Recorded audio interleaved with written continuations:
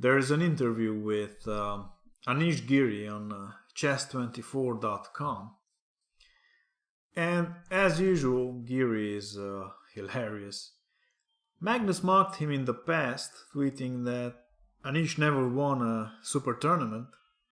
They like to throw punches to one another sometimes. But now, Anish won the Shenzhen Masters in China, a tournament with a very strong lineup. But Magnus wasn't there, so is it then a super tournament? Does it count as a super tournament?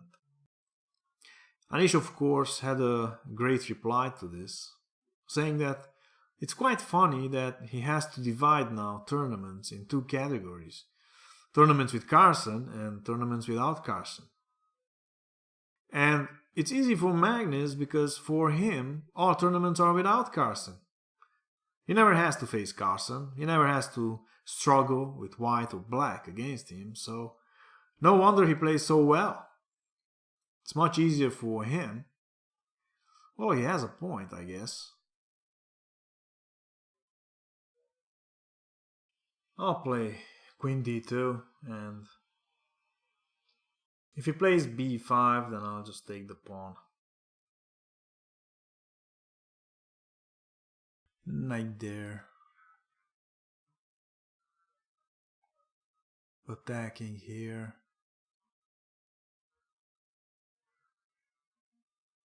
And threatening knight g4, huh? Let's do h3 then. Maybe I want f4 at some point. If he attacks this, I might need to play b3. Knight d5 though.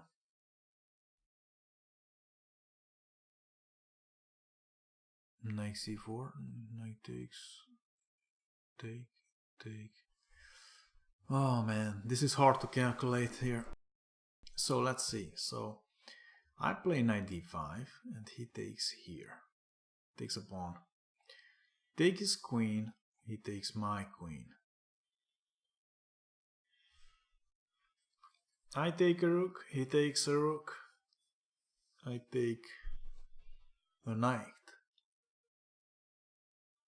And my knight gets out, so that's not good for him. So if I play knight d5, has to deal with it, so let's go. If I calculated correctly, this doesn't work well for him. So he had to take that, and now the c file, that queen is not looking good on the c file, is it? It just doesn't look good. I might boot this knight at f4. Okay. Rook c1 takes my queen, I take his queen.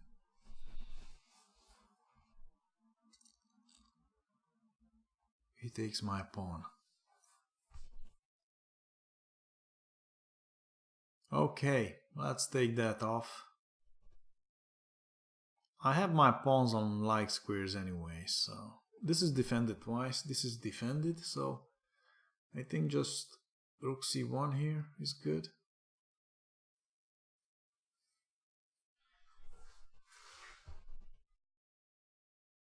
There. Well, I don't know, b3, is that a problem with b3?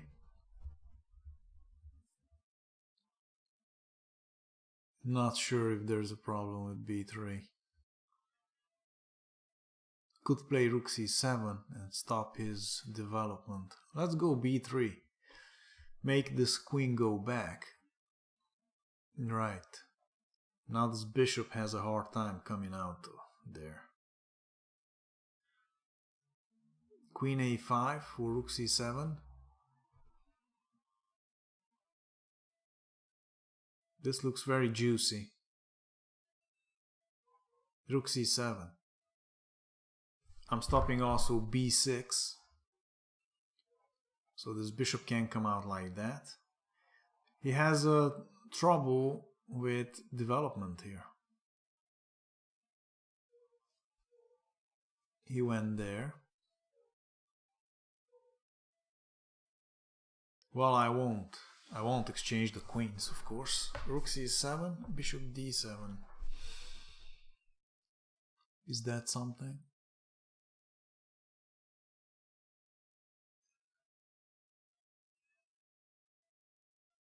If I take rook c7. Let's go in there. Rook c7.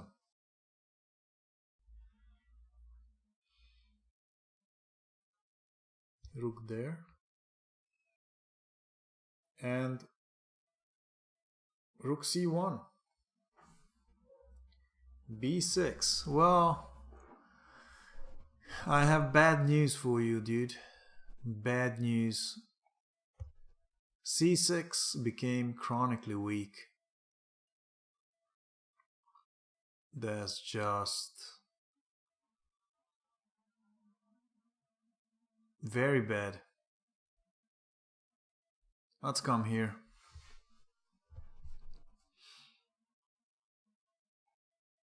Knight c6 is not possible just yet, but after rook back maybe, after that it is. Right? If I go rook a7 for knight c6, I don't know about that, so let's go here. Knight c6, I want to put that in.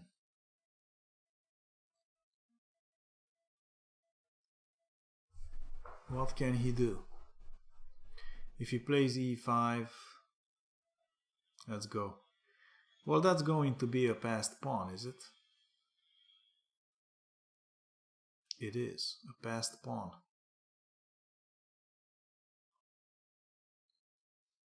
There you go. He had to block that. And now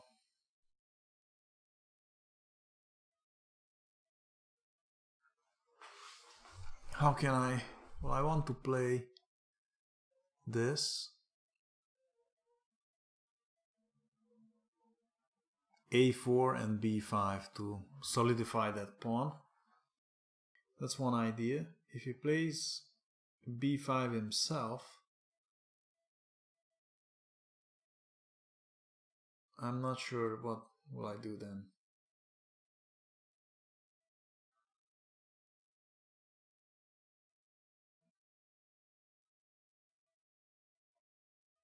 Let's go a4. I want to get in b5, defend that pawn. Ooh, he's even letting me to do that. This was a very bad move here. Very bad move. Now I have a protected passed pawn, and he has a very cramped position. Okay, I will attack now b6 very hard. Play f3, queen f2. And then I don't know. He can defend that. And I'm not sure what I do then. What are my options? f4? Let's go f4. In case he pushes this, I push that. Alright. Let's do this. Let's see what he does. Do we exchange bishops? I want to clarify a bit the pawn structure, and then I will see where I put my rooks, because now they don't need to guard c6 anymore. Okay, this is just terrible now. I put my bishop here.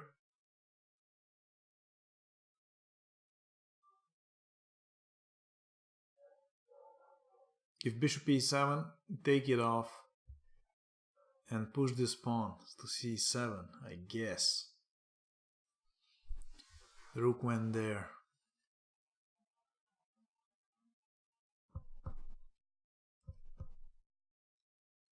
Okay, f5, queen up. So how do I make progress here? I wonder.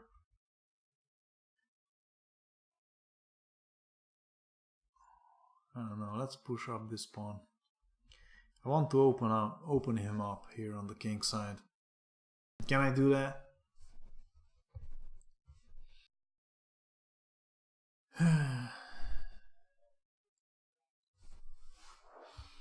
Alright, he's going for an exchange. Let me get my queen there. Queen c3. Okay, but now I take that off. Right. And if I take... Let's go f5.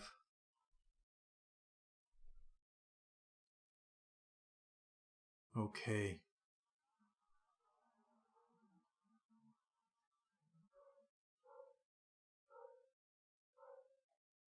Let's put this rook here.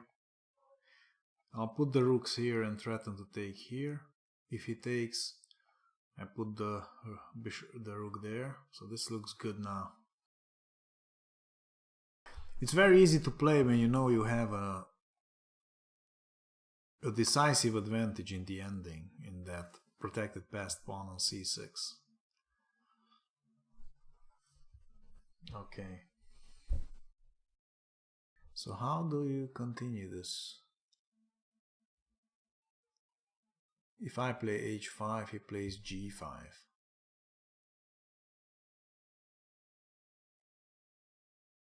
Let's attack that pawn on b6. This will make the queen to go back. Right. If I take now, pawn takes.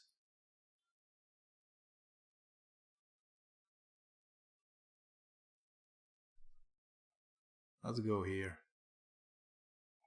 Maybe I can get in there. I don't know. I don't know how to improve this thing. I don't want him to take like this and attack my pawn. And if I push this pawn, then g5. So I don't know. One thing I could do though is queen here, push this, g5, h6 check. That could be useful. Let's try it. h5, g5, check. And then attack this maybe. Okay. This is another mistake by him. I took that pawn. Yeah, we exchange queens, but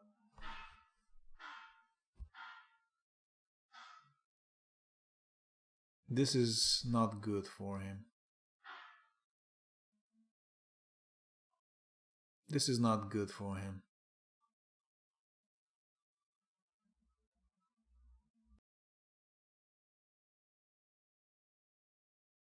I have a passed pawn. I have a passed pawn here. Now I'm attacking that.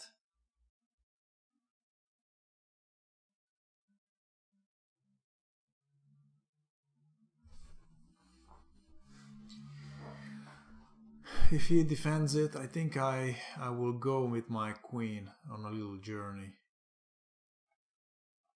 Here and there. Something like this. Sit on the position, there's nothing he can do. If he plays d5, I take this off. I can even take that off. Completely winning position here. Alright.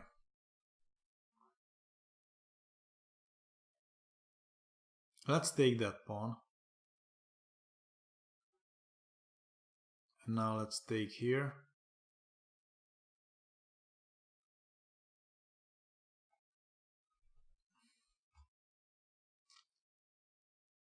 Take that.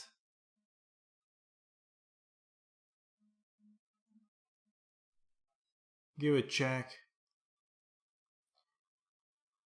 If I play c7, this is over.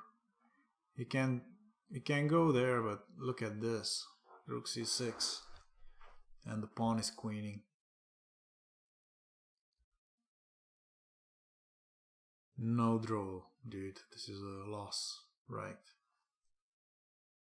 Alright, good game. Let's analyze this. Alright, let's quickly go through the game with an engine. So, we went into this Sicilian structure with the Maroczy bind structure. And we followed the book here, some logical moves. And here I played h3, queen c7. Now, he's attacking here twice, but after knight d5, this is what I was calculating during the game. This is not very good for him, because I take a rook, he takes a rook, but I also take a knight, and he doesn't take my knight, so my knight gets out, or he can win a pawn if he takes here, but really, this is just better for white. So that wasn't an option, so he had to take my knight. The c file opens up, and the queen doesn't sit well on c7, obviously. He went there. I was thinking I want my dark square bishop instead of the light square bishop, since my pawns are on light squares. And I really need this bishop, so I took him out. And then rook c1. And now, this was an important point. The computer wants to go rook c7 immediately. The point is that black has to finish his development, and this bishop has to come out so that he can challenge me on the c file. And where is this bishop going? He can't go here, here, or here. His only option is here or there, but that's a longer route. He has to play b6 and stuff like that.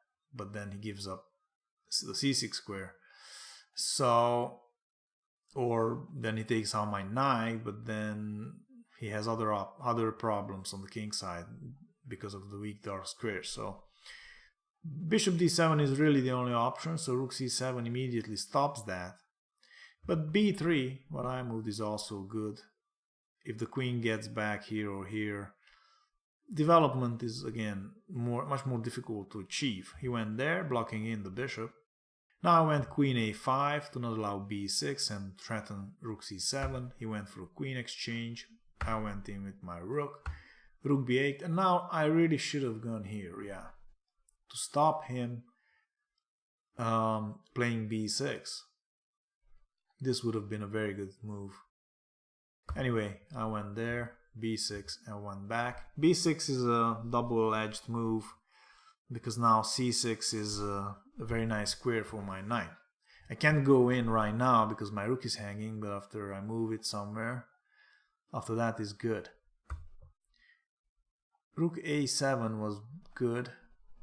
Computer likes it, but I was afraid of maybe trapping my rook there, so I went back. Knight c6 is a threat, so he went there. Knight c6, he had to take him out. And now rook takes was maybe better, attacking this one twice. I went for the passed pawn. He had to block it, otherwise I'm pushing.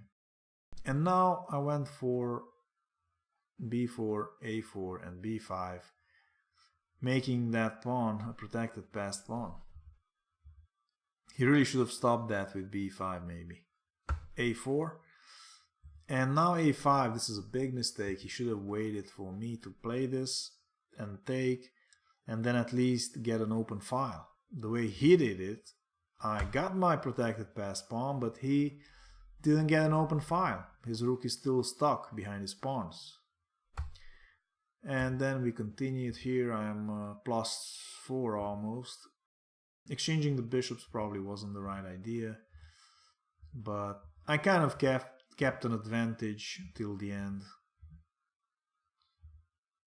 Yeah, here I'm fighting for the f5 square, and I didn't really want to close in the center like this. So after some moves I went to h3. Now if he moves something, let's say here, then I wanted to move that. And if he plays g5, then h6 is good.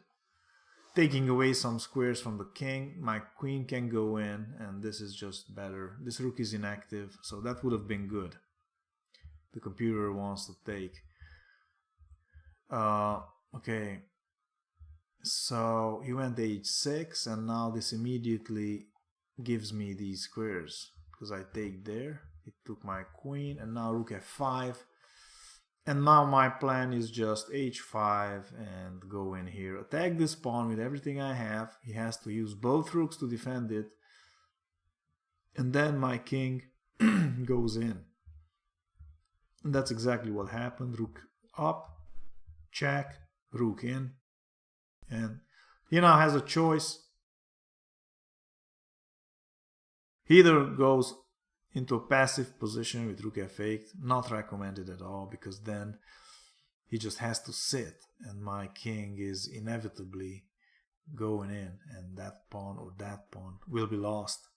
So he went for the activity, but I just took that pawn, make sure he remains with only one, and then these two are not dangerous. We exchange the rooks there. And now my idea is just to simply play rook c7, and if he goes behind the pawn, I cut the